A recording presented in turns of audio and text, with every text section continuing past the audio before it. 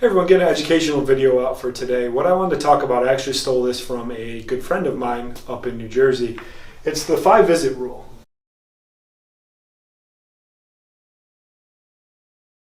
The 5-visit rule is we need to know in that time if treatment's working, if we're improving in function, we're improving in pain, or if it's even the right treatment for what you need. So we're going to go into a little more detail about each one of these.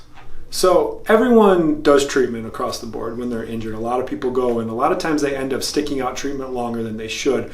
A lot of times people bail too early, but in other situations they go way too long. People that have gone to the chiropractor for 100 visits, seen the physical therapist for over 100 visits, the chances are if that wasn't going to fix your problem in the first place, in that 5 to 10 visit range, it wasn't going to fix it in the long term. So in our office and what we have with other doctors trained in our system is what's called the 5-visit rule. By that time in that 5 visits, in no way, shape, or form is your problem going to be fully resolved, but we should see an improvement in a couple things. One thing is just testing. So in our office, we have a lot of measurable components that are associated with our treatment. What this does is give us an improvement in a functional standpoint. What we do is we give everyone a score for how they're functioning, how their hip is functioning, how their neck is functioning, how their shoulder is functioning. And if we're getting it right, we should see an improvement in those measurements that should be sustainable over time.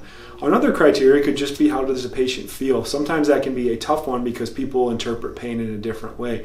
But you should start to see some type of improvement within those first 5 visits, be it even 10%, at least it's something. If you're showing no improvement in those first 5 to 6 visits, it's a good chance that treatment or that modality isn't right for what you need. So if you're one of these people that's continuing to go on and seeing the same provider over and over again, it might be time to switch gears and try something different.